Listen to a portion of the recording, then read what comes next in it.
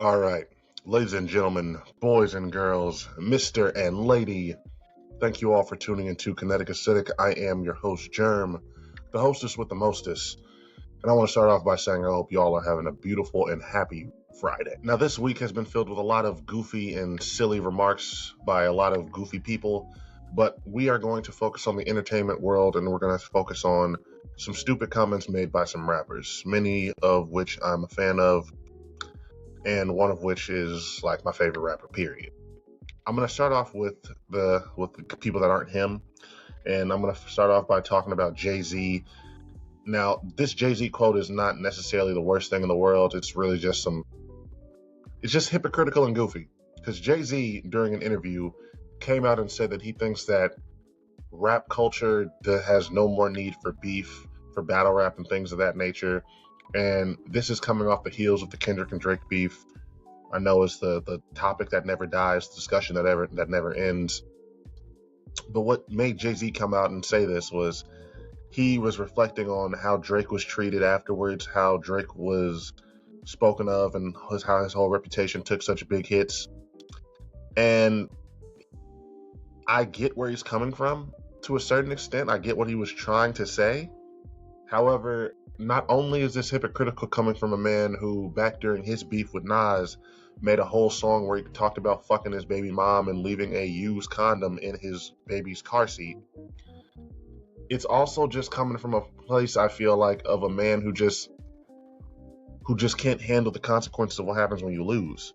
Now, for those of you who don't remember the beef that I brought up a little earlier, the Nas and Jay-Z beef, it's very well documented and very well accepted that Jay-Z was the loser after Nas dropped the song Takeover. Now, Takeover is not like us. There's no comparison of Jay-Z to pedophiles or insinuation that he have anything that criminal and devious going on. The worst that Nas does is claim that he's gay, says that he got out-rapped by Eminem on Renegade and shit like that. It just wasn't as anything comparable to anything that Kendrick was doing against Drake. So I just don't understand how he's trying to really like identify that heavy.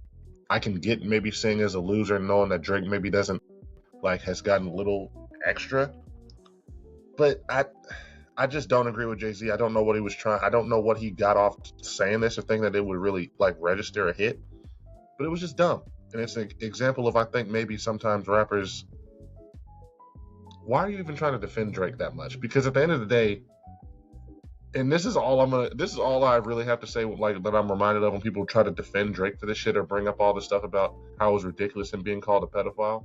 Kendrick was only able to do that because Drake had moved in a way that would lead you to believe that he had a very weird fascination or obsession with younger women.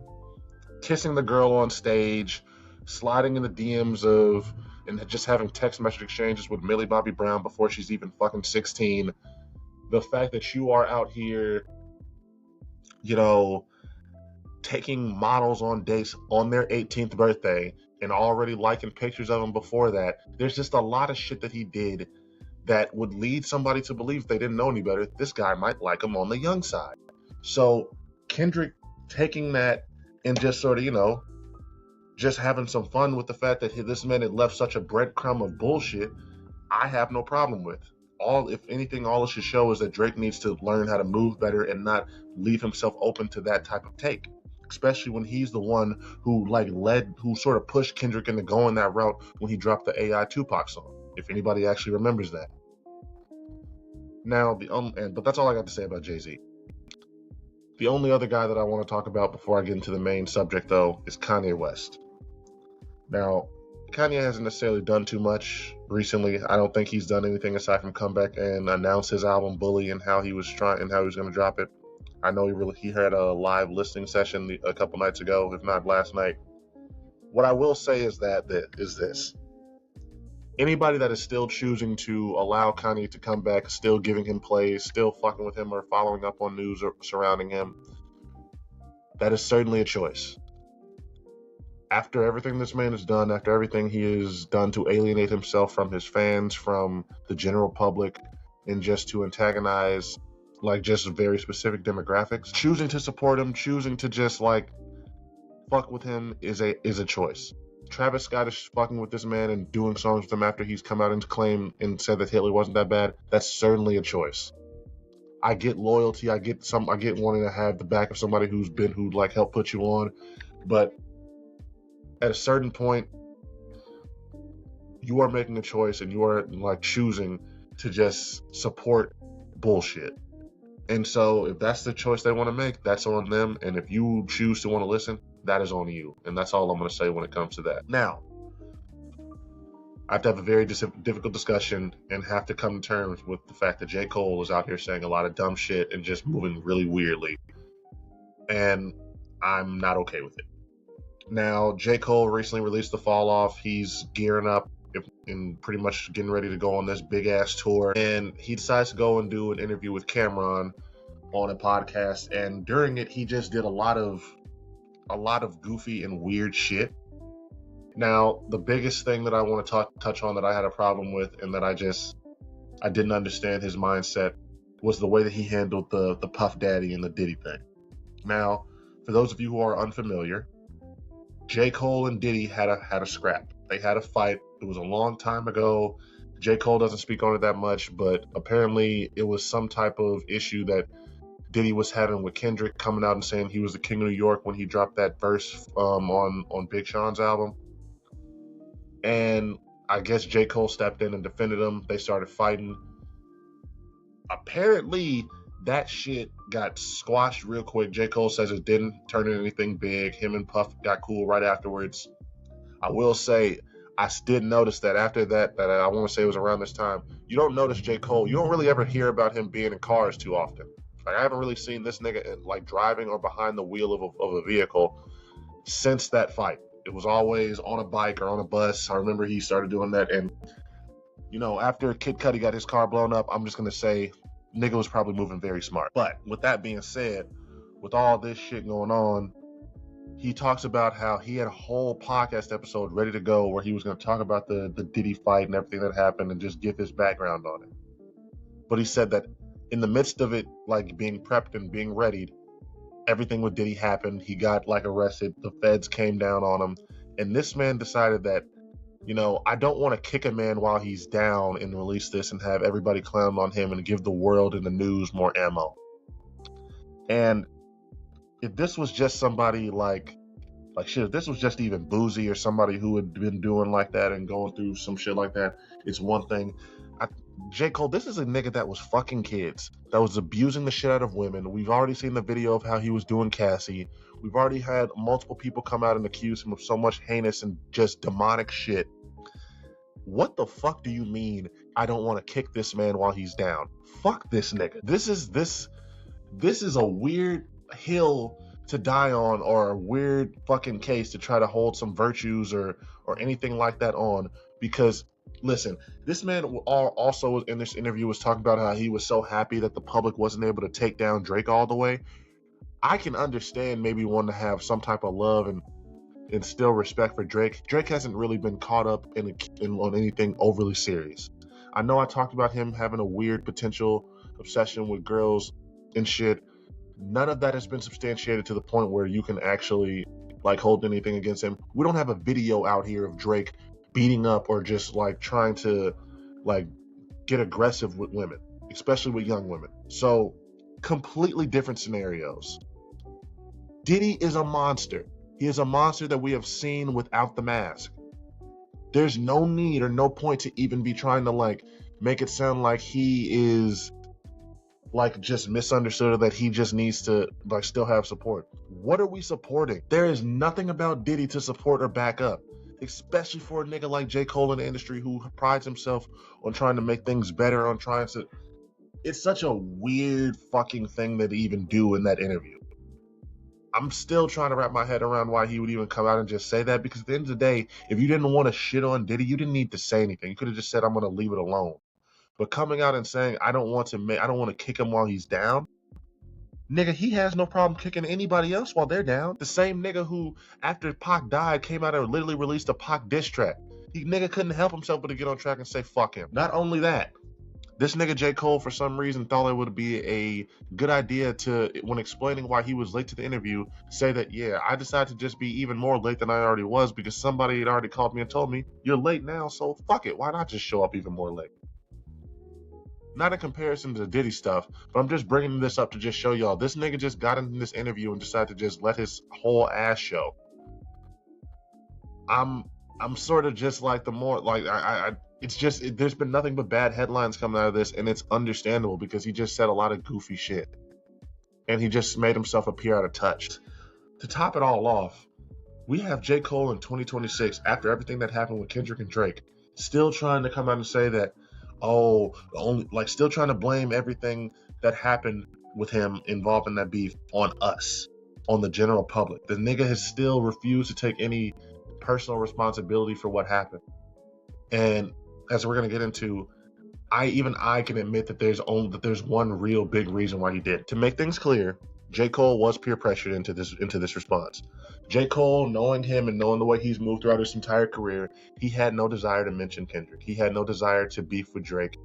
I really think that he would have loved that if Kendrick would have got on First Person Shooter and they could all just say, hey, we've done a song together, we've been a part of this. He wanted that moment. And I can already tell y'all that when Kendrick came out and did what he did on Not Like Us, but on Like That, he felt the pressure. Before any of the fucking fans had gotten in his ear, before he started reading his Instagram comments or Twitter DMs or even getting texts from people, J. Cole himself felt that pressure just because he is that type of nigga. And so when he feels that pressure, he decides that he's going to make a diss to Kendrick. He's going to put his hat in the ring. And that diss was not good, y'all. I'm one step away from being a J. Cole stan. That diss, 7-minute drill, was not it. It is one of the few J. Cole songs I just literally cut off before I could even get through damn near the halfway point. And I remember exactly why. It was because once he started really trying to get on To Pimp a Butterfly, trying to say that it wasn't that good and the niggas were just gassing it, I heard the song and I just could understand. I don't even think J. Cole believes the shit that he's saying right now. And so for him to come out and make that song, for him to make a song that I know that he just didn't believe what he was saying in it and shit like that, I, for one, had no problem with him coming out and apologizing, with him backing out, with him doing what he did, because I understood that song was not from the heart for Cole. That song was him feeling peer pressure, whether that be from just himself or just from the outside world or a combination of the two. That man felt pressure, and that's the only reason why he did what he did. And when he saw what the beef really was going to be, that it wasn't just the big three putting their hats all in the ring at the same time to just compete to give the fans what they want. This was two niggas, when I say this, I mean Kendrick and Drake, who legitimately did not like each other, who had contempt and hatred for each other, and that man had no business being a part of that because that just wasn't where he was coming from. That wasn't his energy. That wasn't his mindset. I had no issue with it. Where I think the problem lies and why J. Cole has done this weird thing of consistently talking about it, consistently doing this, oh, if I would have stayed in the beef, I would have done this, and yada, yada, blase, blase, is that he himself cannot let it go. Because I don't even think at this point that J. Cole is bothered by anybody else coming out and saying what they said or doing what they do when it comes to his name. J. Cole's legacy is cemented. He is a legend. He is always going to be one of the guys who held down rap and was a king in this shit. But I know it has to bother him that he released that diss. I know it has to bother him that he backed out the way he did. And I know that it just has to eat away at him that he committed such a cardinal sin in this hip-hop damn near religion. Because some people have come out and said, I watched a good episode video about this on YouTube, hip-hop damn near is a religion, especially to niggas like Cole. But what I think Cole needs to do, and this is my message for him, if he ever by chance happens to hear this or see this, you have to just learn to accept that shit. The same way you release The Fall Off, and you released that as an album that was purely and clearly just meant for your diehards and your fans and for you yourself, you have to stop trying to let that shit impact your legacy, because to anybody that loves you, that really matters, and I think that he doesn't give a fuck about motherfuckers that are really just out here still hating on him at this point. They're okay with it. They get it. Nobody's holding that against you. this idea that J. Cole like had just like gave up his spot or did anything like that. No. He moved the right way, and he understood that he was moving into some shit that wasn't necessarily for him. He got out, and I don't hold anything against him for doing. I think he needs to, like I said, give himself grace, understand that it happened and he just needs to move on, because constantly bringing it up, constantly talking about it, even if you're not doing the whole I would have done this if the beef would have really went on and shit like that, that's not doing anything. That's not going to allow people to forget and move on. All it's going to do is just keep this shit at the forefront and keep us continuously talking about it. J. Cole is a legend. J. Cole is an icon in hip-hop culture and in this genre of rap. Nothing's going to change that. Him apologizing, him doing anything differently is not going to change that. But he's got to just let that shit go. And stop trying to be so damn virtuous, because I don't know what you were going for, J. Cole, with this whole Diddy comment and just saying like not kicking him while he's down, but it's really fucking stupid. And it just reads as tone deaf. Same thing with him trying to come out and talk about the culture and not about like being happy the culture didn't get rid of Drake. Listen, I get it that Drake is your man's. They go way back. He's loyal to him. But the culture wanted this nigga Drake canceled for a reason. And if this man could be transparent and just really look at it, that shit from outside of Drake being his friend, and just look at it for what it is, he would probably agree to.